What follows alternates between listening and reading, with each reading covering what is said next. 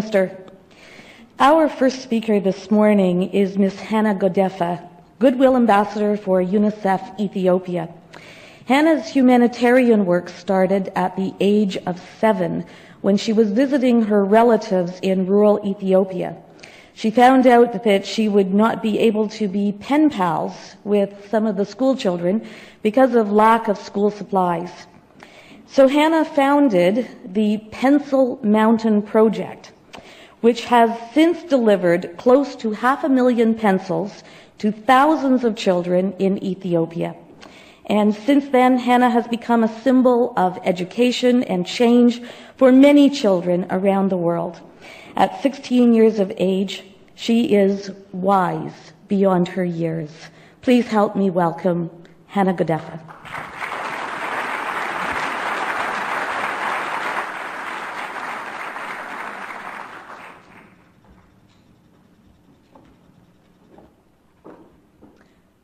Thank you for that wonderful introduction, and good morning, distinguished guests, ladies and gentlemen. It is an absolute honor for me to be here with all of you today. I am also honored to be the youngest person to speak to you during this summit. While I, of course, can never claim to speak on behalf of all young people, I do hope that my remarks will give you a glimpse of some of the hopes and dreams that at least one young person has for our world. I am a Canadian, but like many other Canadians, I have ties to another country.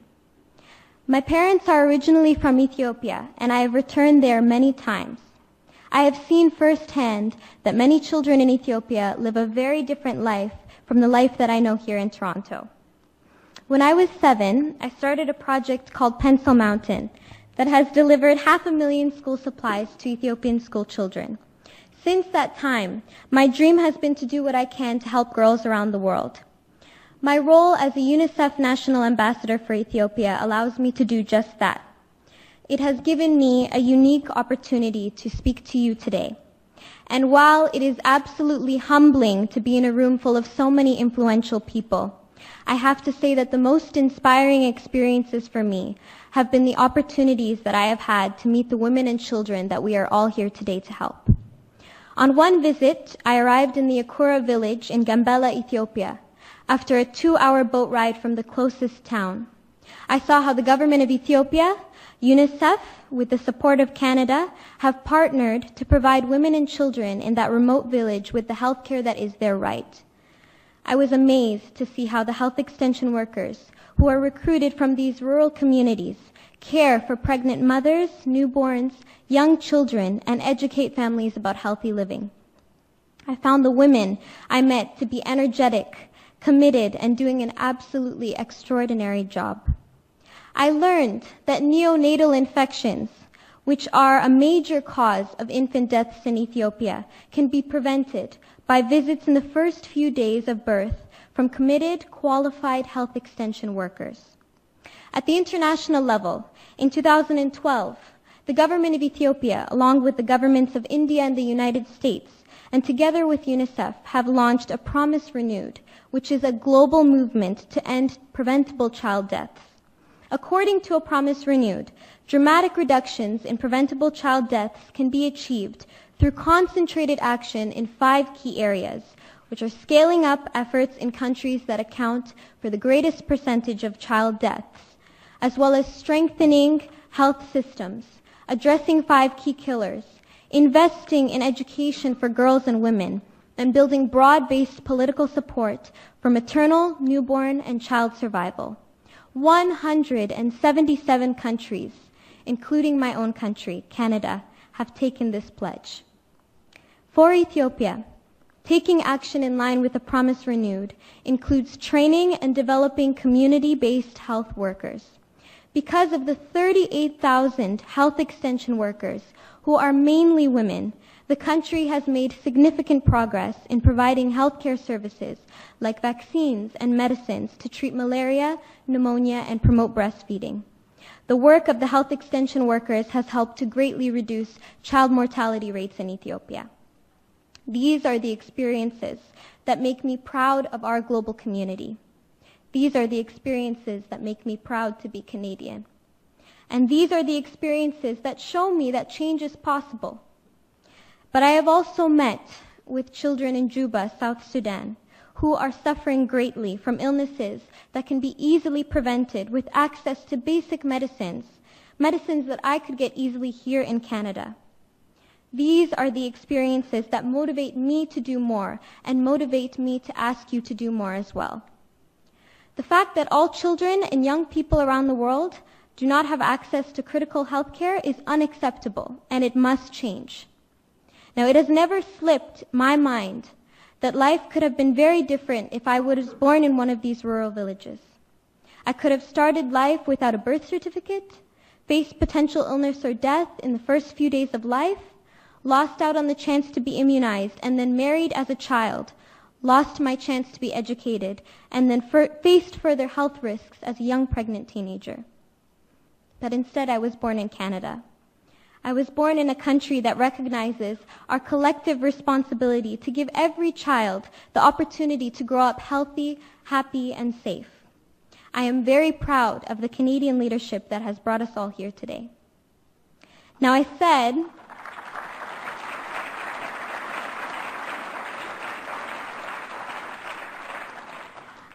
I wanted to share with you all my hopes and dreams. So I hope that we can bring our ideas and efforts together to save lives. I hope that we can redouble our efforts and be catalysts for change. And I urge all of you here today to renew your promise to the women and children of this world and commit to taking concrete actions to end the preventable deaths of women and children.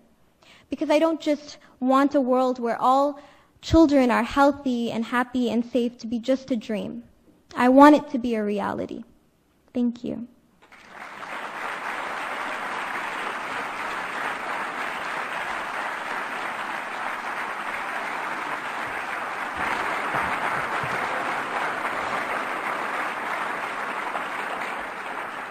Thank you, Hannah. You truly are an inspiring young woman, and we thank you for the initiatives that you have undertaken.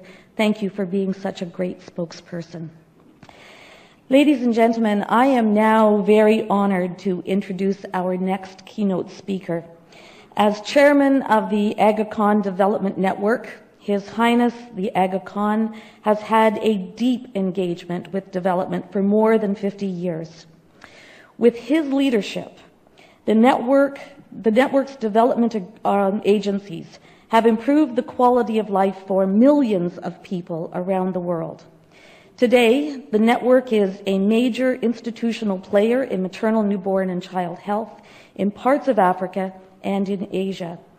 His Highness the Aga Khan's personal leadership on issues of women's and children's health has been long-standing and visionary, and he continues to be an ambitious founder of new institutions that will provide the developing world with the capacity to lead the response to maternal, newborn, and child health issues for decades to come. Please give a warm welcome to His Highness the Aga Khan.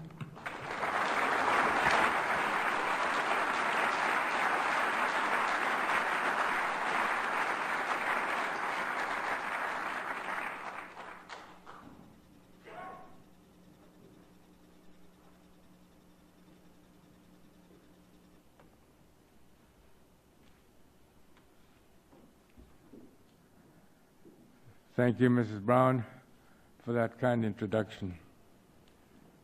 Bismillahirrahmanirrahim. Prime Minister Harper, President Kikwete, Your Majesty, Your Excellencies, Honorable Ministers, distinguished guests, ladies and gentlemen. Like you, I am here today because of my conviction that improving maternal, neonatal, and child health should be one of the highest priorities on the global development agenda. I can think of no other field in which a well-directed effort can make as great or as rapid an impact. I am here as well because of my enormous respect for the leadership of the Government of Canada in addressing this challenge. And I'm here too because of the strong sense of partnership which our Arkan Development Network has long experienced working with Canada in this critical field. Leadership and partnership. Those are words that come quickly to mind as I salute our hosts today, and as I greet these distinguished leaders and partners in this audience.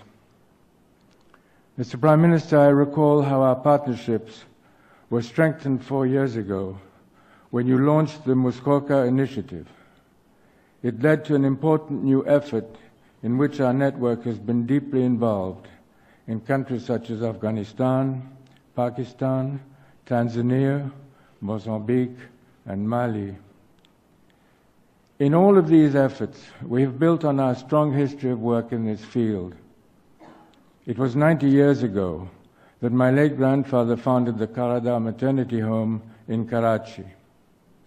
In that same city, for the last 30 years, the Arkan University has worked on the cutting edge of research and education in this field, including its new specialized degree in midwifery.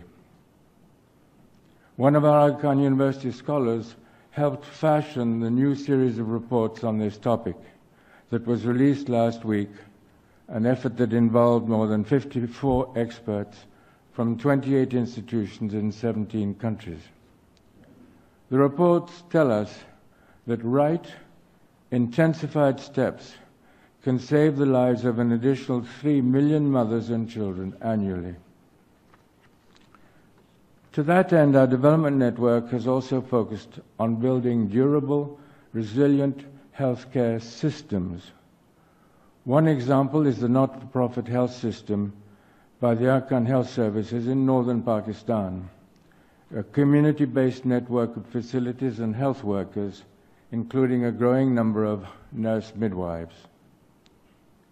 We have extended these approaches to other countries, including a remarkable partnership in Tanzania, funded by the Canadian government and implemented in close partnership with the Tanzanian government.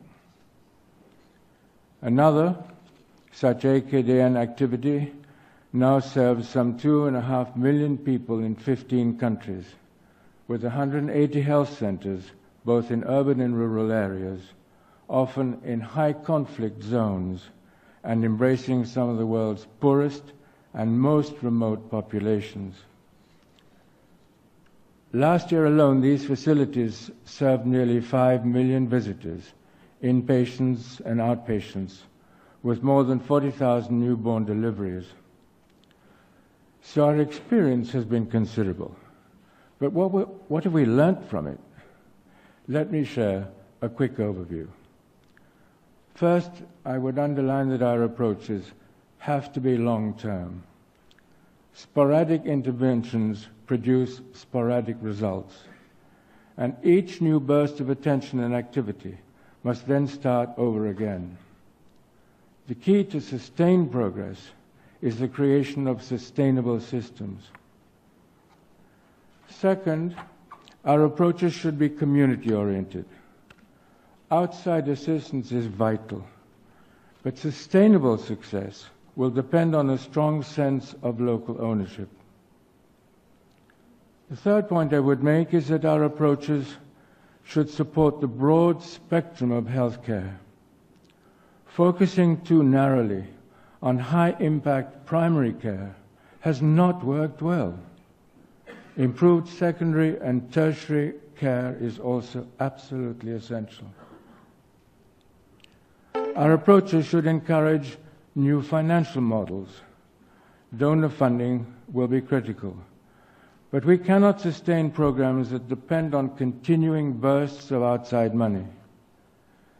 Let me underscore, for example, the potential of local savings groups and microinsurance programs, as well as the underutilized potential for debt financing. Also, and I think this is very, very important indeed, we have watched for many years as many developing countries, and their economies, of course, have created new financial wherewithal among their people. These growing private resources can and I think should help social progress, motivated by developing social consciousness and by government policies that encourage tax-privileged donations to such causes. Our approaches should also focus on reaching those who are hardest to reach. And here, new telecommunications technologies can make an enormous impact. One example has been the high-speed broadband link provided by Roshan Telecommunications, one of our network's companies, between our facilities in Karachi and several localities in Afghanistan and in Tajikistan. This e-medicine link can carry high-quality radiological images and lab results. It can facilitate consultations among patients, doctors and specialists at various centers. And it can contribute enormously to the effective teaching of health professionals in remote areas. Our approaches should be comprehensive, working across the broad spectrum of social development. The problems we face have multiple causes, and single-minded vertical interventions often fall short. The challenges are multi-sectoral, and they will require the effective coordination of multiple inputs. Creative collaboration must be our watchword. This is one reason for the growing importance of public-private partnerships. These then are the points I would emphasize in looking back at our experience. I hope they might be helpful as we now move into the future and to the renewal and re-expression of the post-millennium development goals. As we undertake the new planning process, the opportunity to exchange ideas at meetings of this sort can be enormously helpful, and potential partners must be able to talk well together if they're going to work well together. I would hope such occasions will be characterized by candid exchange, including an acknowledgement of where we have fallen short and how we can do better. The truth is that our efforts have been insufficient and uneven. We have not met the post-millennium development goals. At the same time, we must avoid the risk of frustration that sometimes accompanies a moment of reassessment. Our challenge, as always, is a balance between honest realism with hopeful optimism. And surely there are reasons to be optimistic. In no other development field is the potential leverage for progress greater than the field of maternal and newborn health. I've spoken today about some of the approaches that have been part of our past work, but I thought I might close by talking about some of the results. My example comes from Afghanistan, a heartening example from a challenging environment. The rural province of Afghan Badakhshan once had minimal infrastructure and few health-related resources. Less than a decade ago, it had the highest maternity mortality ratio ever documented. It was about at that time that the Afghan government, supported by international donors, contracted with the Afghan Health Service to create a single non-governmental health organization in each district and in each province. Today, the Badakhshan system alone includes nearly 400 health workers, 35 health centers, 2 hospitals, serving 400,000 people. Its community midwifery school has graduated over 100 young women. The impact has been striking. In Badakhshan in 2005, 6% of mothers died in childbirth. That is 6,000 for every 100,000 births. Just 8 years later, that number was down 20-fold. For every 100,000 live births, death has gone from 6,000 down to 300.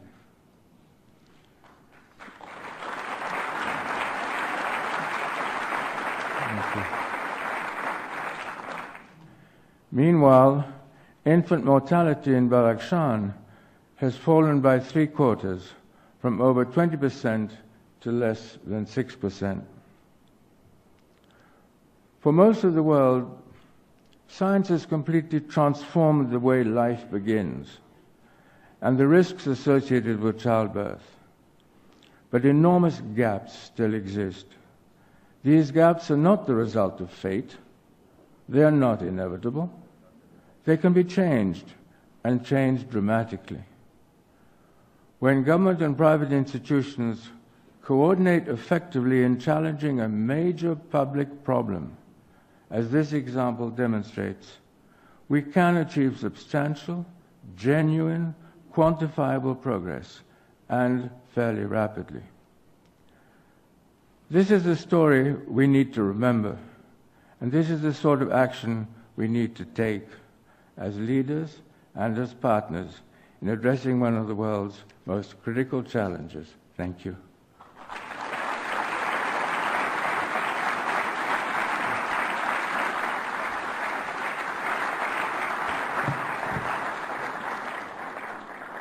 Thank you, Your Highness, for those remarks. I was privileged to meet with members of your staff for the Foundation in Madagascar and Mozambique most recently, and you are to be highly commended for the work that is being done there to change lives. I always wanted to be taller. I'm suddenly taller. I didn't know it was so easy. Our next speaker is arguably the most influential female in the Arab world.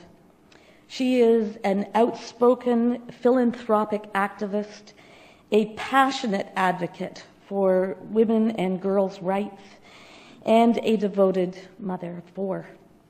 We are thrilled to have her with us, and I would ask you to please welcome to the stage Her Majesty Queen Rania Abdullah.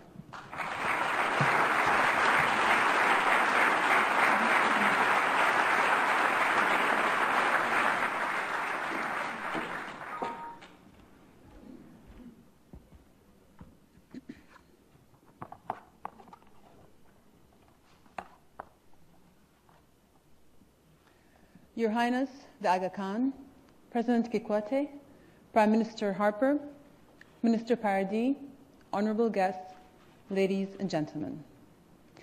Thank you, Ms. Brown, for your warm words. It's a pleasure to be here. You introduced me as Queen, but I have to tell you, I have a bigger title than that. It's Mom. Mom to Hussein, Iman, Salma, and Hashim. That's the title that matters most. There's nothing more important than nurturing them, making them feel loved and secure, watching them grow up, and celebrating their milestones. One such milestone will happen next week when my eldest daughter, Iman, graduates high school. I won't lie, half of me is apprehensive about seeing her go off to university. The other half is bursting with pride. It's part of the emotional roller coaster of being a mother, a parent, and I wouldn't miss it for the world. Every parent should be able to celebrate those milestone moments, from pregnancy, birth, and the first month of life, to that 5th birthday, that first day of school, and so many more. And in recent years, millions more parents have enjoyed those moments. Since 1990, we've seen a 45% reduction in maternal deaths. The global under 5 mortality rate has roughly halved. Canada's leadership has been central to this progress. The first Muskoka initiative galvanized global support to reduce maternal and child mortality. I also know from my work on the UNF board how the Secretary General's dynamic global partnership, Every Woman, Every Child, has contributed to this progress by mobilizing governments, partners, and NGOs on behalf of women and children. And As a proud advocate of UNICEF, I want to spotlight their great work in helping to reduce under-5 mortality, most recently through A Promise Renewed, the initiative which aims to end preventable child death. I also know, but for all our progress, the milestones of which I spoke are a distant dream for millions of mothers and their children. For them, milestones are measured not in triumphs, but in tears, not in laughter, but in loss, not in births, but in burial.